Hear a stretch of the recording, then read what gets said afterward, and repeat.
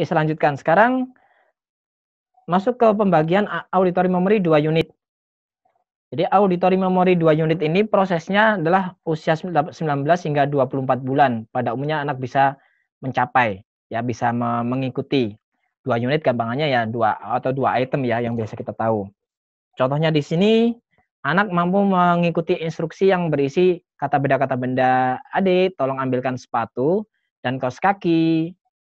Adik, tolong lihat ayah sedang cuci tangan. Atau kata kerja plus objek, ayo cuci piringnya. Kata kerja seperti ayo lompat lalu duduk. Lalu kata benda kata sifat, ambil baju merahmu. Atau kata angka dan angka benda. Angka dan kata benda misalnya aku mau 3 permen. Nah, pada mulanya yang paling gampang adalah anak mengidentifikasi kata benda dulu. Ya, pada umumnya paling mudah suruh mengambil 2 kata benda yang dia sudah tahu. Nah, prosesnya tadi sudah kita sampaikan. Untuk membangun 2 item, prosesnya dari yang di sini, mengidentifikasi kata kunci di tengah, di depan kalian untuk menyiapkan AM 2 unit. Dan itu terus dilakukan berulang-ulang. Ya, hingga suatu saat ketika kita memberikan instruksi 2 unit, 2 item, anak mampu. Dan perlu diingat, ketika kita menemui anak belum mampu, di level ini, di level 2 unit, misalkan kita minta, adik tolong ambilkan piring dan sendok. Anak cuma mengambil 1 benda, misalkan sendok. Nah, saran saya kita tidak mengulangi hanya 1. Adik tolong ambilkan piring, ambil 1. Tolong ambilkan sendok. Itu sama dengan kemampuannya kita hanya menguji di 1 unit, 1 item. Jadi ketika hanya anak mampu mendapati 1, maka tetap ulangin 2, tapi 1 bagian yang dia tidak mampu kasih bantuan. Ya, kita turunkan levelnya seperti yang di pembahasan sebelum di atas tadi, ya. Jadi misalkan di antara garpu dan sendok dia hanya mampu mengambil garpu, maka sendoknya kasih tunjuk. Kalau kita sudah tahu dia tidak mampu, dan tetap instruksi itu diulangin secara utuh. Bukan 1 per 1. Adik tolong ambil garpu dan sendok. Ini sama dengan 1 unit ya. Kita tidak bisa mengatakan ini kemampuannya di level 2 unit. Oke, contoh di sini. Nah, saya ada foto tentang yang berhubungan dengan kegiatan sehari-hari. Contoh di sini, misalkan kita minta ayah mau cuci tangan. Ayah cuci tangan, berarti kata benda dan kata kerja. Nah, kita biasakan begitu, jadi menggunakan frasa atau kalimat-kalimat sederhana yang mengandung 2 kata kunci. Atau contoh lain, selesai cuci tangan, lalu makan. Ya, selesai cuci tangan, lalu makan. Atau bisa juga, sebelum makan, cuci tangan dulu. Dan itu selalu sering dilakukan, diulang-ulang, supaya dia sering mendapatkan informasi yang mengandung 2 kata kunci. Pada mulanya tentu kita akan memberikan contoh, bukan tiba-tiba kita langsung ngetes, itu tidak boleh, tidak bisa ya. Pasti perlu harus ada contoh berulang kali hingga suatu saat kita pandang dia cukup, baru sesekali silakan kita berikan instruksi secara verbal saja tanpa memberikan bantuan.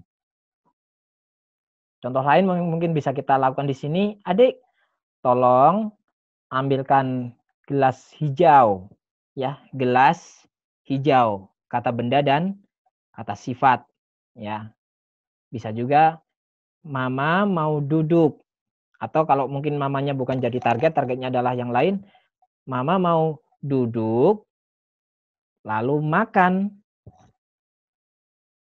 Berarti kata kerja plus kata kerja. Kalau mama mungkin kita bagian dulu ya, mama. Mama mau duduk lalu makan pisang. Nah, ini bisa jadi 3 ya. Makan pisang karena apa? Duduk, makan. Sebentar, baterai saya mau habis.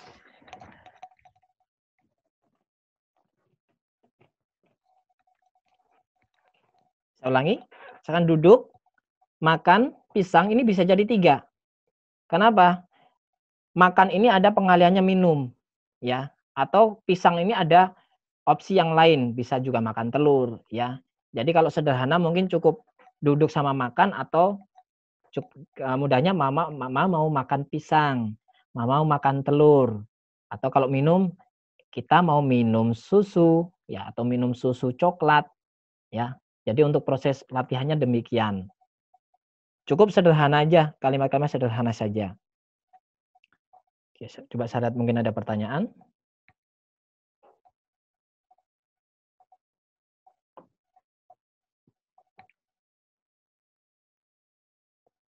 Ini ada pertanyaan, anak saya selalu ketinggalan atau lupa menyebut kata hubung atau sambung auditory memory 2 unit. Gimana latihannya? Auditory memory ini kan dia mengingat ya, mengingat kata kuncinya. Jadi kita tidak terlalu fokus pada kata hubungnya.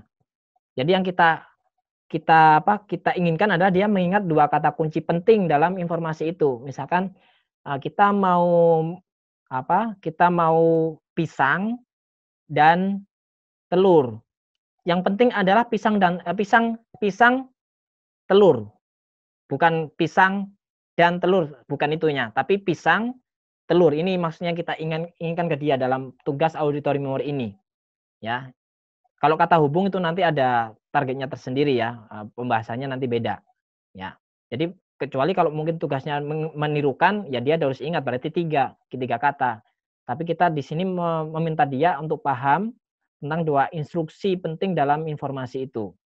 Ya, jadi tidak terlalu fokus pada kata hubungnya. Kalau kebalik gimana? Misalnya tolong ambil piring lalu sendok, tapi yang diambil sendoknya dulu padahal harusnya piring dulu. Tadi saya sampaikan di awal, sangat sangat wajar ketika anak akan mampu mengikuti instruksi yang di belakang dulu. Terutama yang dia baru masuk auditory memory 2 item. Dan buat saya itu wajar, anak normal juga demikian, dia akan mengikuti yang belakang dulu, baru yang di depan.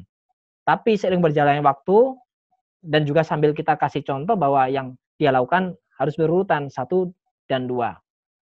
Jadi kalau awal mulanya dia kebalik, enggak masalah, yang penting targetnya dia dapat bisa mengikuti 2 poin, tapi seiring berjalannya waktu, dia juga harus belajar mengambil secara berurutan, ya.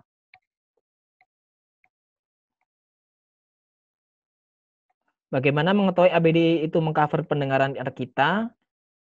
Kita sebenarnya nggak terlalu fokus nanti ke sini ya, tapi sederhananya Bapak Ibu sekalian bisa minimal cek Linksys Sound apakah dia bisa dapat semuanya atau langsung minta konsultasi dengan audiologi, salah satunya juga dengan ID test ya.